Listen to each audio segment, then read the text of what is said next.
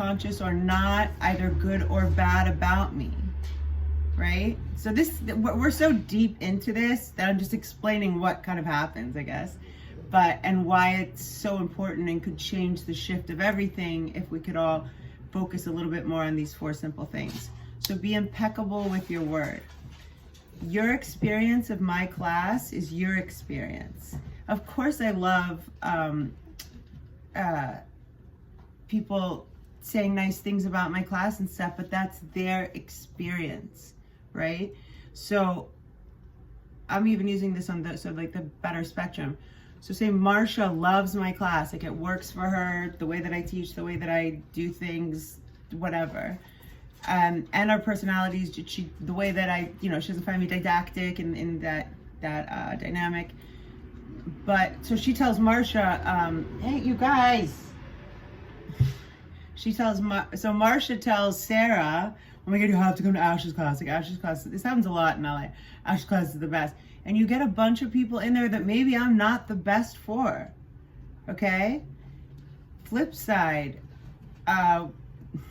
whatever, Ashley's class sucks. I mean, I didn't hear that a lot or get that a lot, but it definitely did happen, especially in my earlier teaching years. And then people that maybe would have benefited from me won't get that experience. So that's just one micro example. But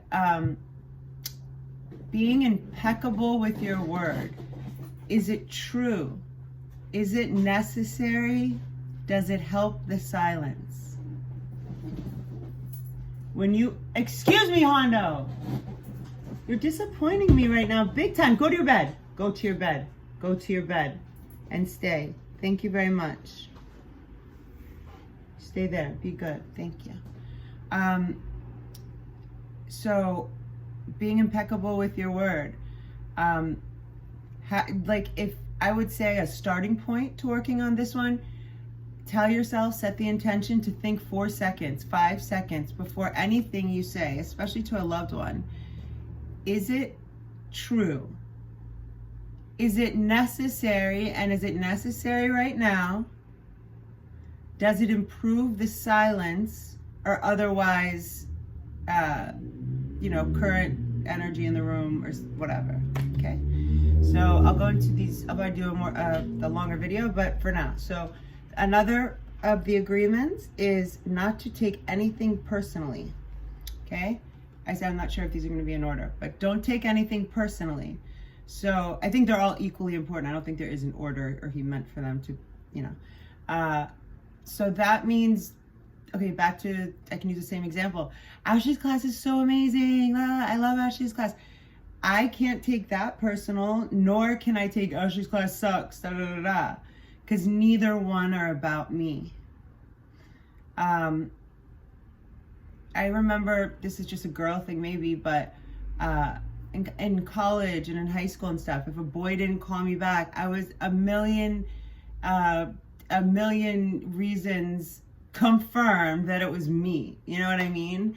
And that's just one way we can nick out negative self-talk, which I think is like an epidemic almost, and much more probably important than the current pandemic is people's toxic, nonstop, usually redundant and false mind talk, self-talk.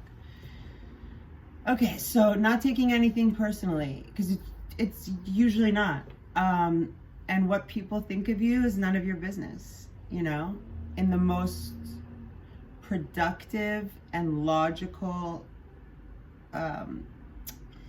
approach to human beings, not taking anything personally is the key, I think,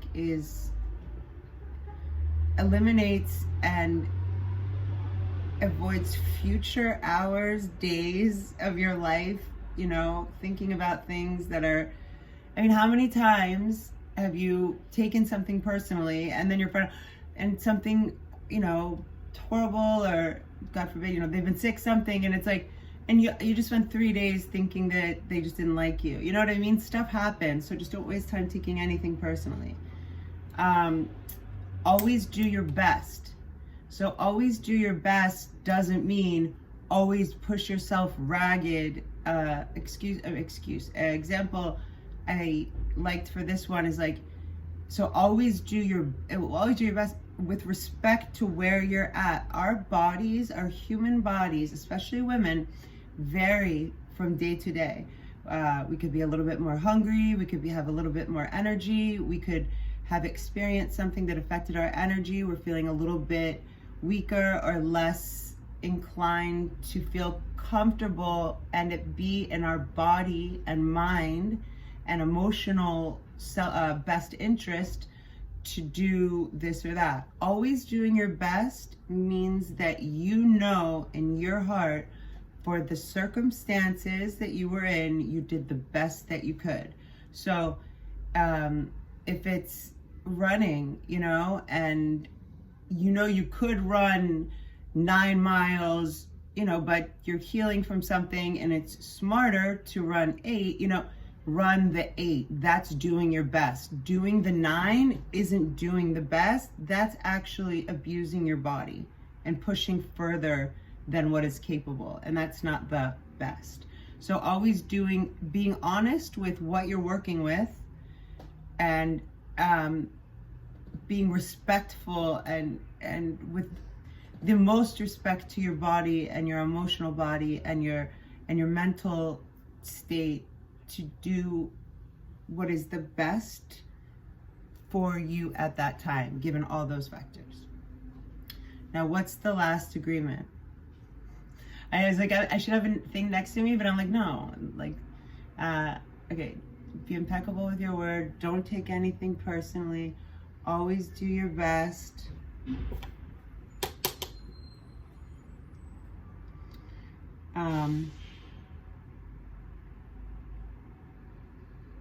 I can't believe I'm having a brain fart. The 4 agreements. Always do your best. Don't take anything personally. Be impeccable with your word.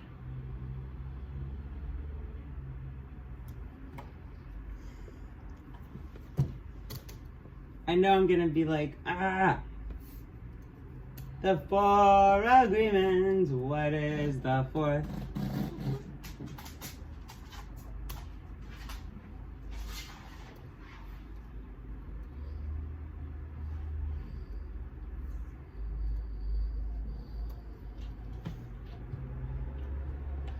Fon Miguel Ruiz. Okay. The 4 agreements. Be impeccable there. Don't make assumptions. Okay, because that feels kind of like, don't take it personally. Don't make assumptions. I always love to assume makes an ass of you and me. That spells out assume. Assumptions are literally the biggest waste of time, and they can also be energetically depleting.